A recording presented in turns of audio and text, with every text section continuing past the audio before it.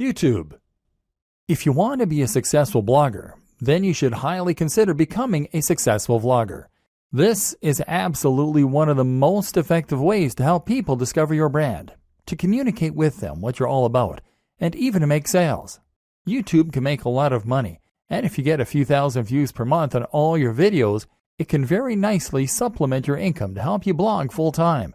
It also elevates your brand in a big way, because video is something that takes skill and the right equipment to create. Anyone can post to Twitter, but if you have a YouTube video with high production values, crisp video footage, and great editing, then people will think that you must be a pro. This is a much more personal form of media, a much more persuasive one, and one that exists on a platform where it's relatively easy to do high-quality SEO and get to the top of big searches. Just take a look at a brand like Charisma on Command. This brand started as a blog and got relatively nowhere. They then introduced a YouTube channel and exploded seemingly overnight. The same can happen for you, as long as you know how to manage it. So where do you get started? The basics. First, you need to decide on the kinds of videos you want to create. This should be easy enough, seeing as you already have your brand and probably, hopefully, a personal brand. You've taken a look at your presentation, and you've learned through Instagram how to make things look desirable. Now you just need to polish up your elocution. Speak more slowly to sound more confident, and choose a nice backdrop, and you can consider to send that message of success and style. Again, posting frequently is one of the most important things you can do, and so that means you need to create shorter videos that will convey snippets of information. The great thing as well is that you can be relatively informal in your delivery. YouTube is a platform where people love personalities, and if you look at some of the top channels on here, they all have a very conversational and candid manner. A real vlog actually involves someone bringing a camera with them through their daily routine and narrating it. There's nothing wrong with engaging in the hobby or passion you're writing about, getting out your camera, and then just riffing on a topic close to your heart. Production. What does matter, though, is the production. The higher the quality of your videos, the more successful they'll be. Start with video quality. Your video should be at least 1080p HD, and that means you need a decent camera.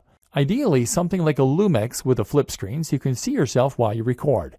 That said, a smartphone will do fine if it has decent autofocus and a high-quality sensor. Actually, more important than this, though, is lighting. Your videos need to be bright, which means you either need to stand near a window or you need to make the relatively small investment of a decent softbox.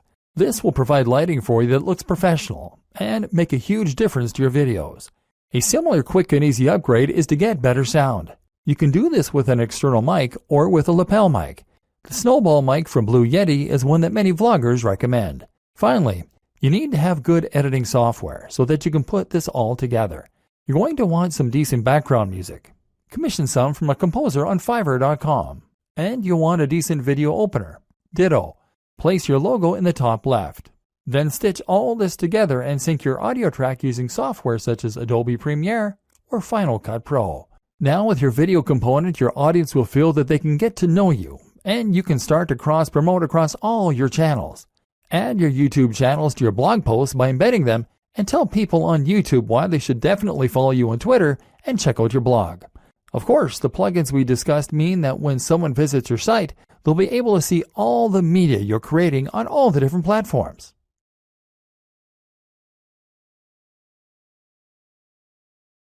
Promoting your blog and videos. Unfortunately, blogging is not as simple as build it and they will come. Although regularly posting on Instagram and on YouTube will help this. Just because you have a great blog, that doesn't mean that people are going to want to read it regularly, or that Google is going to help people to discover it. So how do you get the word out? There are a number of different strategies, but I'm going to focus on the most important ones and look at this from the perspective of a top blogger, rather than your conventional internet marketer. Share your posts. Actually, the most important thing you can do to start building an audience for your blog posts is to share those blog posts. There are a number of ways you can do that, and chances are that with experimentation, you'll find what works for you and what doesn't. A great option for many people is Reddit. Find the subreddit that is most relevant to your niche, and then post your blog post in here, making sure that they have titles that will grab attention, but also being mindful not to get banned from the community for spam. If you get lots of upvotes, which happens occasionally, It can lead to thousands of new visitors in a single day. Similar is Google Plus communities. These tend to be a little less strict than Reddit, but will still yield plenty of new visitors and hits on your site. What's more is that plus ones are a good metric for boosting your SEO. Digg is another good site, as is StumbleUpon.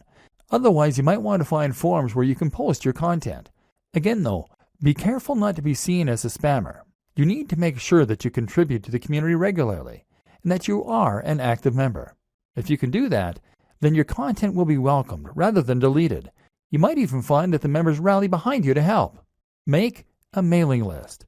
Finally, make sure you have a mailing list. This is a way to make sure you are capturing the details of each new person that visits your site so that you can market to them later on. This way, you can share what you're doing and promote your new posts directly in their inbox, which is much more direct and personal than going through social media. Influencer marketing and guest posting. One of the most powerful ways to get more people to visit your site is with influencer marketing. This means that you're going to exchange links with other big players in your niche or give each other a shout out. This happens on YouTube a lot, where one creator might make a video featuring another, and then they do the same thing in exchange. Either way, influencer marketing allows you to gain access to a huge audience that someone else has gone to the trouble of building. If you try and contact the top blogger in your niche, then of course you can expect to be told where to go. But if you choose someone at a similar level as yourself, then you can help each other and then build up from there. Even if they're smaller than you, you can still help each other.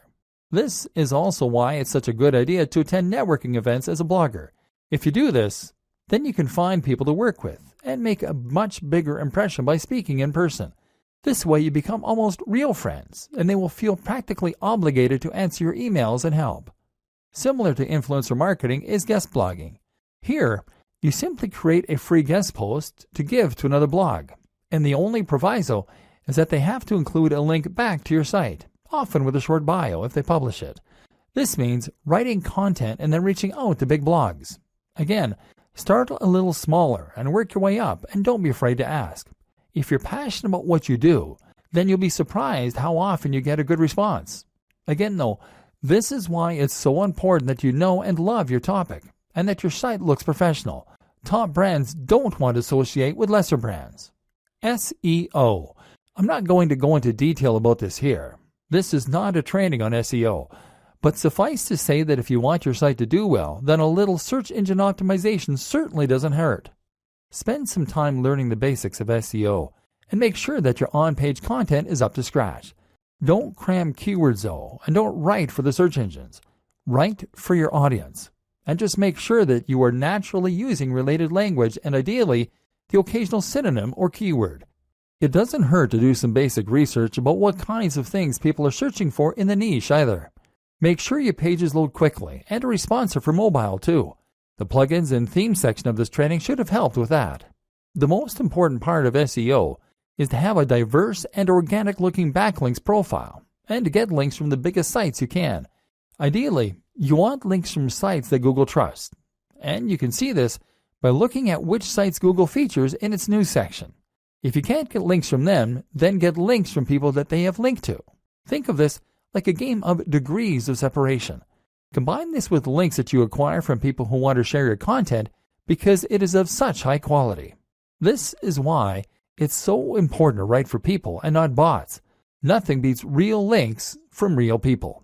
One last tip when it comes to marketing is to look after your fans. If you've ever read the book 1000 True Fans, then you'll know the concept that having a number of true fans can be enough to promote your business and ensure it's a massive success. Answer messages and look after each and every person that shows an interest in your brand. This is what you've been working for, so why would you ignore them?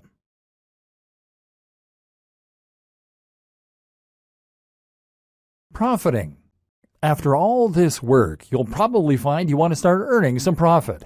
If you're going to make blogging your full-time job and really live the dream, then this is really pretty crucial. To start with, you don't need to focus on that. Hopefully, this training has communicated to you how top bloggers get there by writing about what they're honestly passionate about, by creating a unique brand, and by living that brand in a way that all their followers can see. If you can do this, you'll eventually get successful enough that opportunities present themselves to you. This takes time though, And if you're planning on getting rich overnight, then you're going to get quickly frustrated and give up. That's why you're not to focus on profit to start with. In fact, I recommend that you don't even monetize your blog at first. You won't make much anyway in the first couple of months, and it's more important that you learn to enjoy what you're doing and build the trust. Once you decide to start earning, you then have a few options. AdSense. AdSense means placing adverts on your site that will pay out each time someone clicks on them. This is the easiest and fastest way to monetize a site, but as a result, it's also the least profitable. You're right at the bottom of the ladder here, because someone is obviously able to earn much more money from those visitors or they wouldn't be willing to pay you for them. Google takes its cut too, and ultimately you won't earn a living from AdSense until you're getting hundreds of thousands of daily hits to your site. That said, this can be an easy way to make a small side income while you focus on better methods. Selling a product. The ideal scenario is that you sell your own product. This will be something like an ebook or a course that you develop. People will want to buy this because you've put the time in and built that trust, and now you'll be getting 100% of the profit. Better yet, selling a product will keep people engaged with your brand and means they'll be more likely to buy future products from you.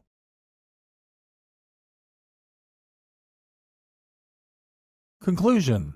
Your blueprint to turn blogging into a highly profitable full-time job.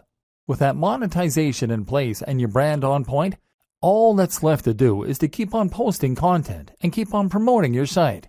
We've seen how to do this, but let's just recap the most important steps to get up and running and then to keep it growing. Getting up and running. Choose your niche. Pick something you're passionate about and then carve a niche within that. Create a brand. Know what your blog is about and what your mission is. Know your target audience. Create a logo. This should speak perfectly to the topic of your blog. Create your site. Use WordPress. Make sure it is as professional as your top competition. Install the recommended plugins and customize your theme. Get on social media and YouTube. Make sure your branding is consistent across all these channels. Invest in yourself. Make sure you embody your brand. Keeping it growing.